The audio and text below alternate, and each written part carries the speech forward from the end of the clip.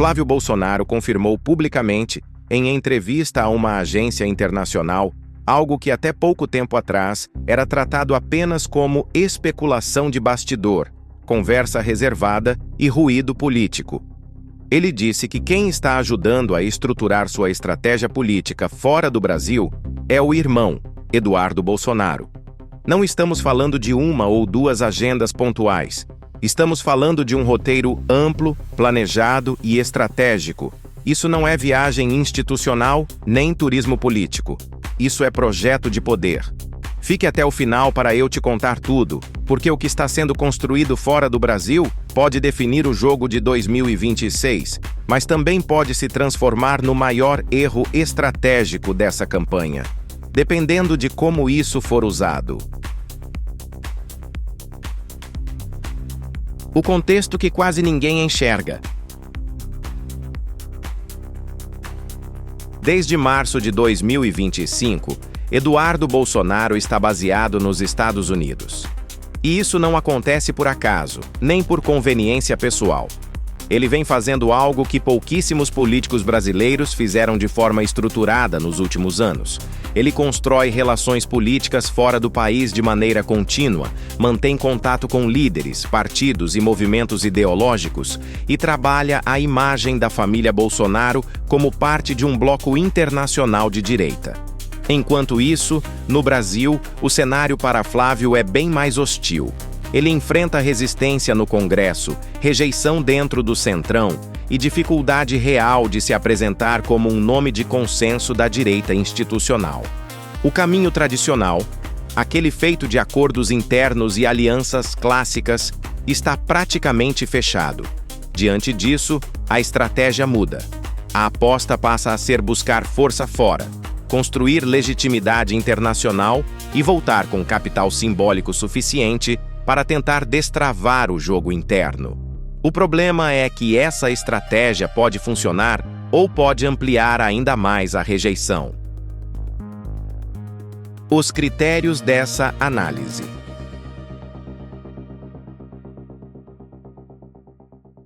Para entender esse movimento, é preciso olhar para 3 critérios centrais.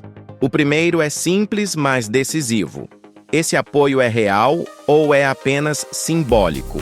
O segundo critério é entender a quais setores de poder no Brasil esse vínculo pode conectar Flávio Bolsonaro, seja mercado, lideranças religiosas, empresários ou setores institucionais. E o terceiro critério talvez seja o mais sensível. Essa associação ajuda a reduzir a rejeição eleitoral ou acaba ampliando o desgaste político. Com isso em mente, agora vamos ao ranking dos líderes internacionais que orbitam essa articulação, do menos relevante ao mais decisivo.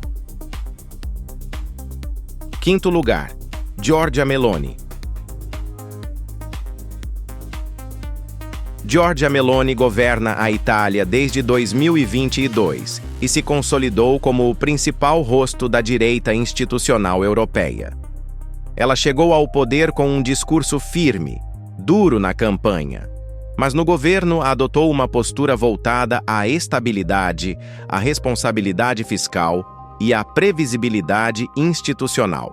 Uma eventual aproximação entre Flávio Bolsonaro e Meloni não cria voto direto no Brasil, e isso precisa ficar claro desde o início. Mas ela entrega algo que Flávio precisa neste momento: um selo de governabilidade. Meloni funciona como uma vitrine internacional que permite associar a imagem de Flávio a uma direita que governa, conversa com o mercado e não gera ruptura institucional. Isso ajuda a reduzir ataques da mídia econômica, acalmar o empresariado e abrir diálogo com setores do centro. Não é apoio popular, é apoio simbólico de estabilidade. Não ganha a eleição, mas prepara o terreno político. 4º lugar, Santiago Abascal. Santiago Abascal, líder do Vox na Espanha, já declarou apoio público aos Bolsonaros. Não foi em conversa reservada, não foi em bastidor, foi de forma aberta e registrada. Ele afirmou que apenas os Bolsonaros poderiam salvar o Brasil. Esse tipo de apoio explícito é raro e carrega um peso ideológico importante. O Vox é parte central de uma rede internacional da direita conservadora que atua de forma coordenada, especialmente na Europa e na América Latina, e Eduardo Bolsonaro participa dessa articulação há anos. O limite desse apoio é claro. Abascal não governa a Espanha, ele é oposição. O impacto institucional é pequeno, mas o impacto simbólico é grande. Esse apoio mostra que a articulação internacional não começou agora, não é improvisada e não surgiu às vésperas da eleição. É fruto de uma construção política de longo prazo. Abascal não entrega poder, entrega narrativa e militância. Terceiro lugar, José Antônio Cast. José Antônio Cast é um nome que passa despercebido por muita gente no Brasil, mas é central nos bastidores da direita latino-americana. Ele chegou ao segundo turno no Chile e se tornou símbolo de uma direita que perde eleições, sofre derrotas duras, mas não desaparece do mapa político. Pelo contrário, ela se reorganiza, se disciplina e continua pautando o debate público, mesmo fora do governo. Quando Flávio Bolsonaro cita o Chile em sua agenda internacional, o recado não é sobre o país em si, é sobre o sobrenome.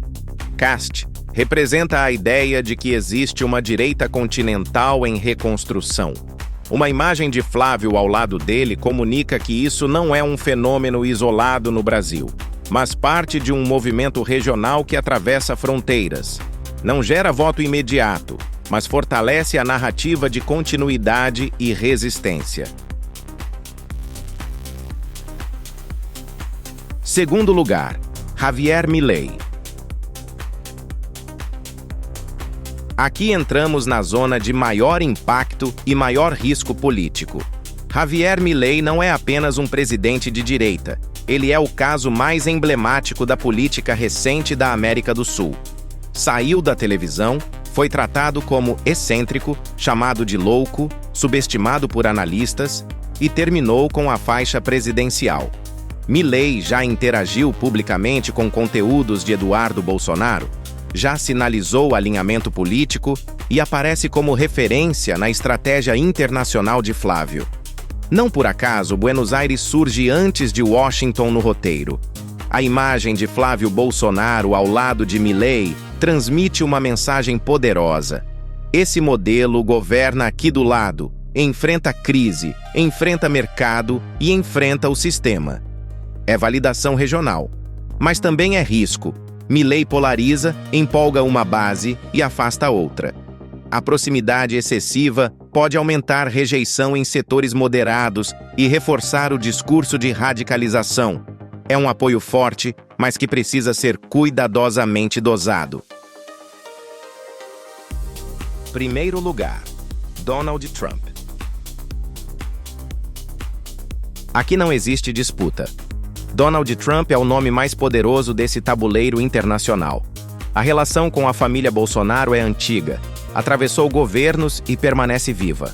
Agora, com pessoas próximas a Trump elogiando Flávio publicamente, o sinal está dado. Uma imagem com Trump não é apenas simbólica. Ela conversa diretamente com evangélicos, com o empresariado, com militares e com eleitores que veem os Estados Unidos como referência política e cultural. Trump representa poder, enfrentamento, alinhamento internacional e visibilidade global. Mas existe um detalhe decisivo que pode definir tudo: o timing. Se esse apoio aparecer cedo demais, vira munição para a oposição e pode ser tratado como ingerência externa. Se aparecer no momento certo, perto da reta final, pode consolidar base, criar efeito manada e mudar completamente o eixo da campanha. O dilema final. A questão não é se Flávio Bolsonaro tem apoio internacional. Ele tem, e isso já está claro.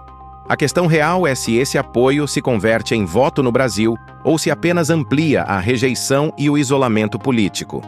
Essa é uma estratégia ousada, arriscada e pouco comum na política brasileira. Poucos tentaram algo parecido, e menos ainda tiveram coragem de bancar até o fim. Agora eu quero saber de você. Flávio está apostando alto demais no apoio externo ou está jogando o único jogo possível diante do bloqueio interno que enfrenta hoje? Deixe a sua opinião nos comentários.